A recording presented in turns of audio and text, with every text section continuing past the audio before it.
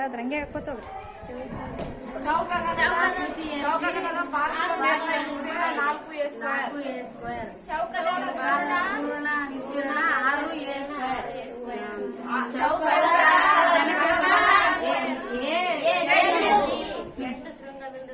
ಎಂಟು ಶೃಂಗ ಬಿಂದುಗಳಿರ್ತವೆ. 12 ಅಂಚುಗಳಿರ್ತವೆ. 6 ಮುಖಗಳಿರುತ್ತವೆ. ಚೌಕ ಎಂದರೆ ಕೋನಗಳ ಒಳಗೊಂಡಿದ್ದರೆ ಅದನ್ನು ಚೌಕ ಎನ್ನುವರು.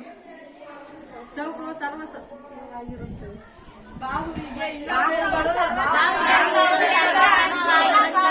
ಚೌಕದಲ್ಲಿ ಸಮಾನಾಗಿರುತ್ತವೆ.